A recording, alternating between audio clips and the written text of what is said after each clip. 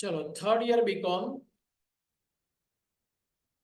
BCom के अंदर सबसे पहले आज बात करेंगे कि कौन कौन से सब्जेक्ट है और उसमें से आपको हम कौन से सब्जेक्ट से स्टार्टिंग करेंगे। तो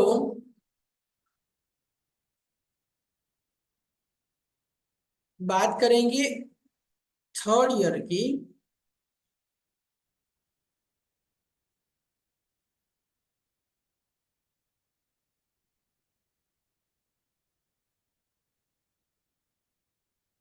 जिसमें हम आज स्टार्ट करेंगे यूनिट नंबर 2 से।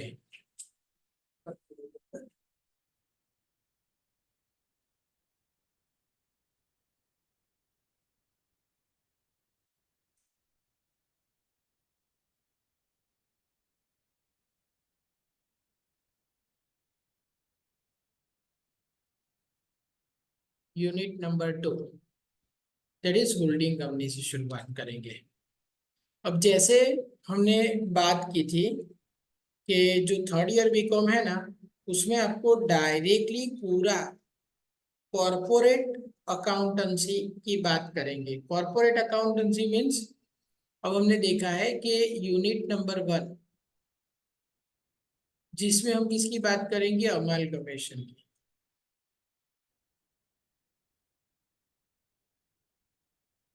अब अमालगमेशन में क्या आएगा, तो generally merger and acquisitions means एक या दो कंपनी का ज्वाइन होके नई कंपनी बनाना, या फिर एक कंपनी दूसरी कंपनी को टेक ओवर करती है, ये सब चीजें अमालगमेशन में आती है। In addition to the demerger भी इसके अंदर आ जाता है, बट वो अभी आपको पढ़ना नहीं है। और चैप्टर नंबर 2 वो आएगा इंटरनल रिकंस्ट्रक्शन।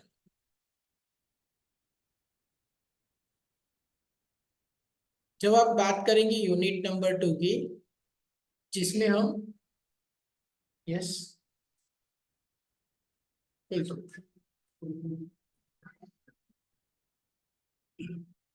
चलो यूनिट नंबर 2 में आप क्या सीखोगे, होल्डिंग कंपनी क्या है कि एक कंपनी दूसरी कंपनी के 50% से ज्यादा शेयर्स एक्वायर करके उसको कंट्रोल कर रही है। तो उसका अकाउंटिंग हम कैसे करें। For example Tata Sons is the holding company of Tata Steel, Tata Motors.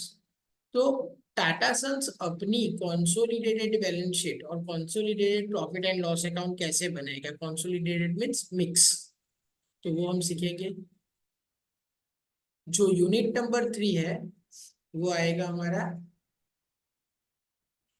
Banking company final account. और जो यूनिट नंबर 4 है उसमें हम सीखेंगे इंश्योरेंस कंपनी फाइनल अकाउंट। तब यहाँ पे देखोगे तो आपको ये भी फाइनल अकाउंट है, ये भी फाइनल अकाउंट है, और होल्डिंग कंपनी के अंदर भी आपको कंसोलिडेटेड बैलेंस शीट और प्रॉफिट एंड लॉस बनाना है। तो 3 chapter more or less related to final account है। क्लियर। अब यूनिट नंबर 2 होल्डिंग कंपनी से हम शुरुआत करते हैं।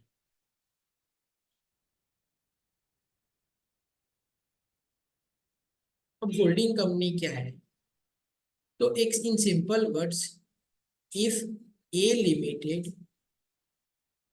होल्ड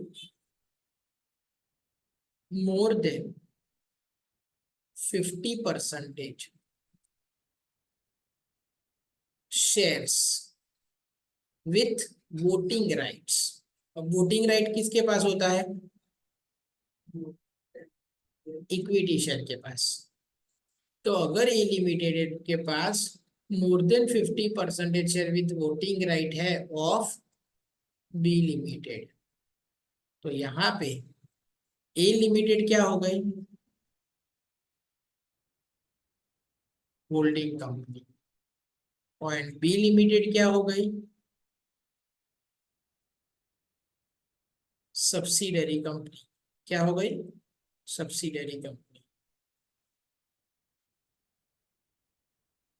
इसे हम क्या कहेंगे, सिंपल होल्डिंग। क्लियर। उसके बाद जो दूसरा पार्ट आता है वो क्या होता है, group holding. For example Tata Sons hold Tata Steel, Tata Motors, Titan, TCS and many more. ये सभी कंपनी का होल्डिंग कंपनी कौन है, टाटा सन्स। तो टाटा सन्स हमारे लिए क्या हो जाएगा, होल्डिंग कंपनी। और ये सारी कंपनीज टाटा सन्स की क्या हो जाएगी, सब्सिडरी कंपनी। इसे ग्रुप होल्डिंग कहते हैं, बराबर। ग्रुप होल्डिंग के अंदर आप होल्डिंग कंपनी को पेरेंट कंपनी भी कह सकते हो। क्या कह सकते हो, पेरेंट कंपनी। और जो तीसरी चीज आती है वो है चेन होल्डिंग।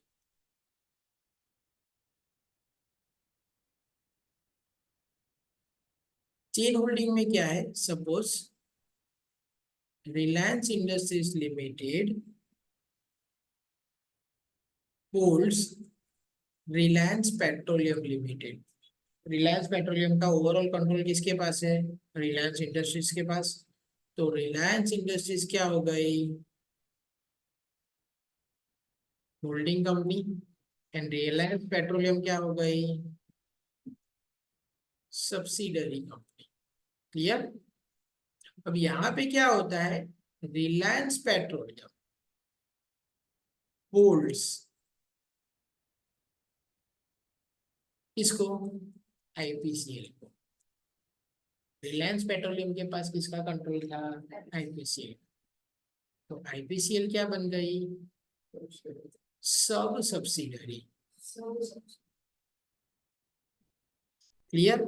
तो यहाँ पे एक चेन जैसा बनता है, आईपीसीएल को आरपीएल होल्ड कर रही है और आरपीएल को आरआईएल होल्ड कर रही है।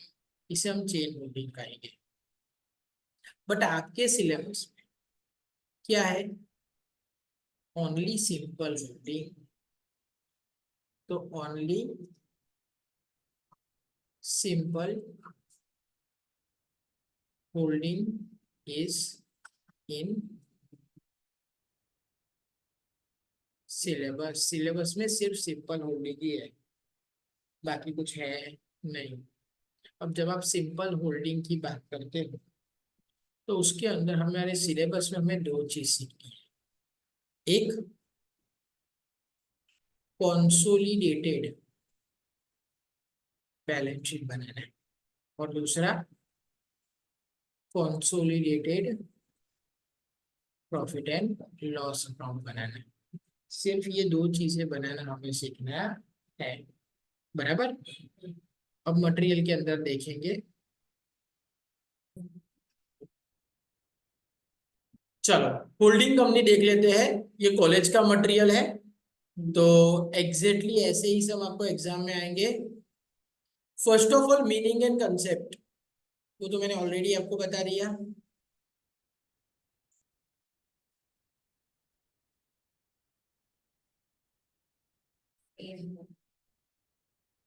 चलो, तो meaning and concept, holding company may be defined as a company which control one or more other companies। जिस कंपनी के पास दूसरी कंपनी का कंट्रोल है, ऐसी कंपनी को हम क्या कहेंगे, होल्डिंग कंपनी। क्लियर। चलो, बाय मींस, अब कंट्रोल कैसे करेंगे, तो by means holding majority of shares carrying voting rights, बराबर। अगर उसके पास मेजोरिटी शेयर मीन्स 50% से ज्यादा शेयर किसी और कंपनी के है, एक कंपनी के पास, तो वो क्या बन जाएगी, होल्डिंग कंपनी। बट सपोज उसके पास 50% से ज्यादा शेयर्स नहीं है, और by companies having power to appoint or remove directly or indirectly the whole or majority of the board of directors.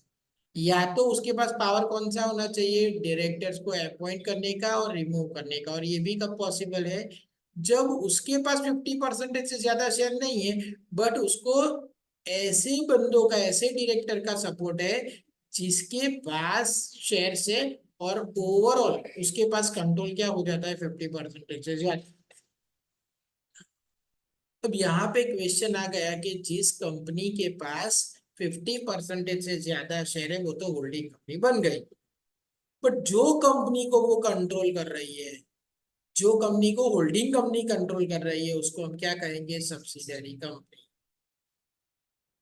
बराबर। तो company controlled by holding company is termed as subsidiary company, and a company controlled by subsidiary company is called sub subsidiary company.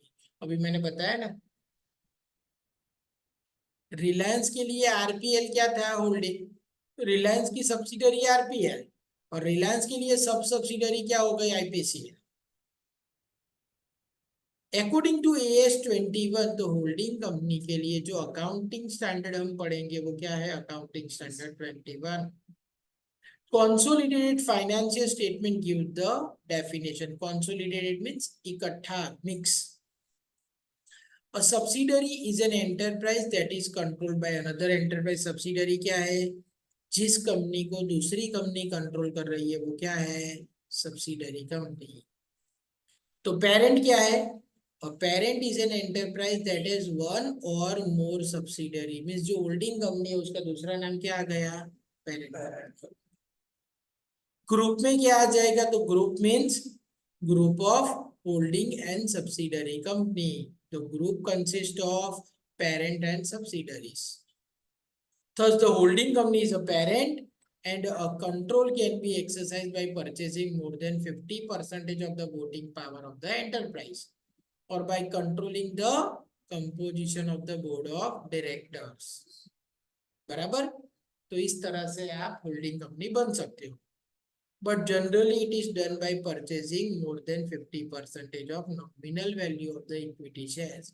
For example Indus tower के 50% से ज्यादा shares किसके पास है, Airtel के पास। तो Airtel is holding company and Indus tower is subsidiary company. Indus tower की company क्या करती है, जो एयरटेल है, वोडाफोन है, उनके लिए ये जो मोबाइल के टावर्स है वो एस्टेब्लिश करती है, और बदले में क्या मिलेगा उनको, रेंट मिलेगा। एक्चुअली ये कंपनी 3 लोगों ने मिल के बनाई थी। कौन कौन से 3 लोग, Vodafone, idea and Airtel. But after the entry of Reliance Jio, financial condition of Vodafone and Idea becomes weak। therefore उन्होंने क्या किया, धीरे धीरे अपना जो शेयर्स थे वो पब्लिक में बेचने लगे, और एयरटेल एक्वायर करती रही। इसलिए एयरटेल क्या हो गई, अब होल्डिंग कंपनी हो गई इंडस टावर की। बराबर। चलो, अब होल्डिंग कंपनी के पास क्या है, 50% से ज्यादा शेयर है, तो वो होल्डिंग हो गए। तो बाकी के लोगों के पास सब्सिडरी के 50% से कम शेयर होंगे, इसलिए उसको हम क्या कहेंगे, माइनॉरिटी शेयर होल्डर्स। और उनके हिस्से की जो कुछ भी अमाउंट है उसको मैं कौन से नाम से जानूंगा, I call it as a minority interest. Clear.